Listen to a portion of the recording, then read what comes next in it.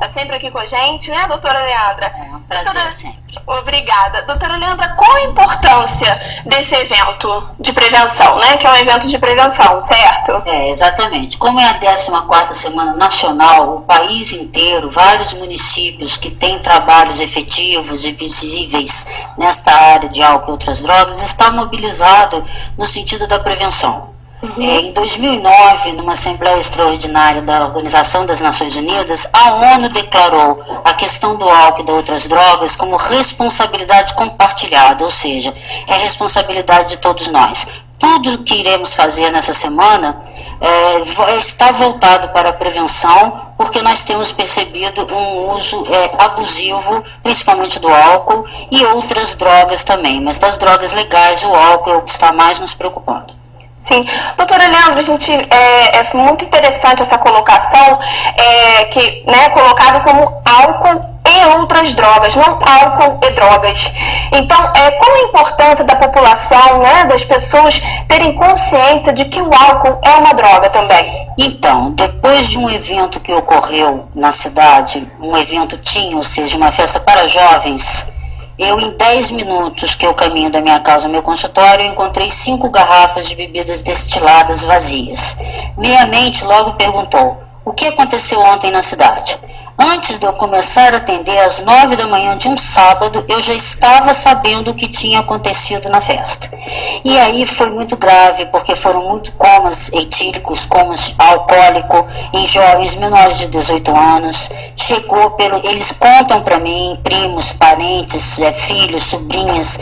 Então, assim, você tem que fazer alguma coisa. Bom, a gente já vem fazendo. E como isso mexeu demais comigo, me incomoda muito, porque o jovem não tem noção dos estragos que faz. Aí este ano, aproveitando o ensejo da Semana Nacional de Prevenção, eu vou falar sobre o álcool e o cérebro. Eu vou explicar que o álcool é uma droga, porque a gente costuma chamar no meio científico que é uma droga suja porque ela afeta várias áreas do cérebro. A cocaína, por exemplo, afeta uma área mais específica do córtex pré-frontal. Né? A maconha, o cigarro já vai atingir outras áreas. Agora, o álcool ele tem um poder de atingir várias áreas do nosso cérebro. Então, um jovem que está aos 14 anos, 16 anos, entrando num coma alcoólico, bebendo abusivamente aos fins de semana, daqui a pouco ele está bebendo durante a semana, com 18, 20 anos ele está dependente do álcool. Aumenta a probabilidade dele de se tornar um alcoolista ou, numa linguagem popular, um alcoólatra. Doutora Leandra, a gente vê que entre os jovens é muito comum, né, o uso de álcool. A gente vê muitos jovens com esse problema. Tem uma justificativa, tem uma explicação, de acordo com a psicologia, com relação a isso? Ou não, é realmente uma fase? Como a psicologia encara isso? Olha, querida, tem várias explicações. Eu posso resumir aqui que uma delas é que esse cérebro, ele não está maduro. Um cérebro amadurecido, biologicamente falando, ele está em torno de 20 a 22 anos, ele está pronto, maduro. Bom, o que a gente tem como perfil do adolescente? Ele é impulsivo, ele quer viver aventuras, ele quer viver emoções e prazeres imediatos, ele não pensa muito nas consequências, e tudo isso acontece no cérebro, porque o cérebro tem região de tomada de decisão, tem região de recompensa. Poxa, isso foi bom, então eu vou repetir, quero mais, que é o que a gente chama de sistema de recompensa cerebral. E o que ocorre com o jovem é que ele é mais suscetível, ele é mais vulnerável. É pela imaturidade. E pela influência, porque as propagandas também são grandes, as propagandas são voltadas para esse público jovem e para o público feminino. Tem uma série de reações que provoca, por exemplo, quem é tímido acredita que vai vencer a timidez, e o álcool é uma substância química, por isso ser considerada como droga, que ela deprime a atividade cerebral. Então você tem primeiro uma certa euforia, uma certa alegria, mas depois ela deprime. Para alguns desenvolve agressividade, para outros a tristeza, a depressão, a euforia, não é? Fora a coordenação motora, por isso álcool e direção, enfim, são muitas vertentes que a gente poderia analisar aqui, mas a mais forte delas é esse cérebro que está imaturo e o poder aventureiro, desbravador, curioso que o adolescente tem. Além do adolescente, doutora Leandra, o que mais pode levar um indivíduo a buscar esse tipo de fuga? né? Porque é diferente uma pessoa que bebe socialmente e uma pessoa que bebe constantemente. Então, qual é a diferença, né? O que pode levar, além dessa questão da adolescência, né? Que o jovem está numa fase de transição, de descobertas, o que mais pode levar um indivíduo a entrar no mundo ou do álcool ou das drogas? Hoje, comprovado cientificamente, a gente tem como ponto número 1 a herança genética, ou seja, famílias com parentes com problema de alcoolismo, com o jogo patológico, que a gente chama o vício do jogo, com a compulsão alimentar, com a compulsão a gastar, ou seja, todas são patologias do cérebro que levam à dependência, ao uso abusivo, ao consumo abusivo, não é? Então, um fator pode ser o genético, o outro fator é o ambiente em que ele vive, então é o fator ambiental, e o outro fator é o psicológico, ou seja, na minha trajetória nesses 17 anos em especialidade de prevenção e tratamento ao álcool e outras drogas, o que eu observo, não só eu como a comunidade científica, é que todos esses indivíduos, primeiro esclarecer para a sociedade que é uma patologia, uma doença, e é uma doença do cérebro, e segundo que uma vez vulneráveis e eles repetem esse comportamento, o que nós observamos é que são todos muito carentes, são todos muito sensíveis, sofrem de desafeto, muitas vezes ausência de pai, e então juntando o fator genético com o fator social e o fator psicológico, é o tripé que pode levar um indivíduo a experimentar, gostar, repetir, abusar e ficar dependente. E aí, né, doutora Leandra, eu acho que nesse momento a psicologia é muito positiva, né, porque ela ajuda o indivíduo a encontrar meios de não usar o álcool ou a droga, ajuda de repente o indivíduo a se descobrir, né? Exatamente, a gente tem, independente de álcool e outras drogas, a gente tem como princípio fundamental do trabalho de análise, de psicanálise, de psicoterapia, de tratamento psicológico, use a linguagem que quiser, o nosso objetivo principal é levar o indivíduo para obter ferramentas em que ele possa se conhecer. Se conhecendo, a gente informa, que é o que eu vou fazer essa semana inteirinha. A comunidade, a sociedade não sabe dos danos. Se eu estudo, eu tenho a obrigação de repassar os meus conhecimentos. E a gente não para de estudar, eu estou na terceira pós, aos sábados de 9 às 5 da tarde, vou eu lá para os bancos escolares, né, ainda estudando, e isso não para nunca. Então, a gente precisa informar. Quando a gente informa, a própria pessoa se conscientiza. E aí, mudança de comportamento, nós entramos como facilitadores, como mediadores para a transformação do comportamento e a melhoria da qualidade de vida. Doutora Leandra, o uso do álcool abusivo, ele pode gerar câncer? Ah, com certeza, principalmente nas meninas, nas mulheres. Por que nas mulheres? Porque as mulheres ela têm a massa corpórea diferente, ela absorve o álcool de uma forma diferente, ela se embriaga com mais rapidez do que o corpo masculino. A mulher tem menos água também. Exatamente. O homem retém mais água, exatamente por ter menos água, não é? Então o álcool ele tem um efeito muito mais rápido, ele entra na corrente sanguínea e ele vai atuar no cérebro de uma forma muito mais rápida. Doutora Leandra, falar de um outro assunto que tem, na verdade tudo o mesmo assunto, mas no dia 1º de junho, o prefeito Paulo Mustrange, ele assinou o decreto do Comitê contra o Crack.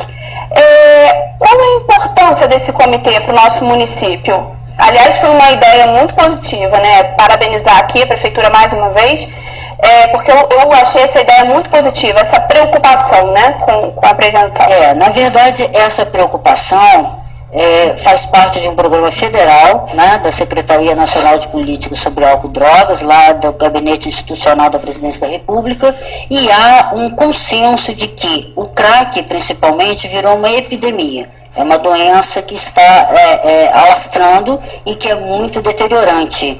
Ela mata muito rápido, ela causa todos esses efeitos 10 vezes mais, 90 vezes, 10 é pouco, 90 vezes mais forte, e o que há é um plano nacional de enfrentamento do crack. Então todos os estados do Brasil, ou seja, toda a nação que está sofrendo com a epidemia, como qualquer outra epidemia, ela tem que criar ações políticas públicas para enfrentamento. E o crack não está diferente. E Petrópolis também já tem Cracolândia, eu já tenho pacientes acometidos pela doença, já tive paciente com overdose. Então, e é uma droga muito barata, né, doutora Leandra? Exatamente. Então, acaba que o acesso se torna mais fácil. A pessoa com R$5 pessoa compra, né, uma pedra de crack. Então... Com certeza, até com R$1 compra. Então é muito sério isso. E para quem não sabe, é meu dever informar, o crack é o lixo da cocaína. O crack, ele é do substrato da cocaína, da massa, né, que se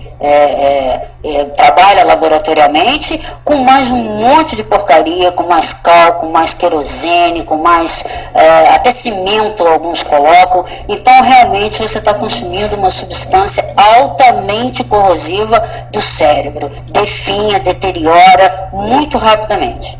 Doutora Leandra, em entrevista exclusiva aqui no Cidade de Comunidade, o secretário Luiz Eduardo Peixoto, ele passou para a gente algumas informações, e entre essas informações ele falou do leito 72 horas. O que significa esse termo? O leito 72 horas é também uma diretriz da política de saúde mental, né, de todo o país, em que diz o seguinte: um paciente com uma crise, com um surto, com um problema que é observado e diagnosticado, avaliado como um transtorno mental, uma crise, em vez dele ir imediatamente internado no hospital psiquiátrico, ele passa por um leito de 72 horas, em que ele fica em observação. Ele é monitorado, ele é medicado, ele é acompanhado e depois ele é avaliado, diagnosticamente falando, ele é avaliado.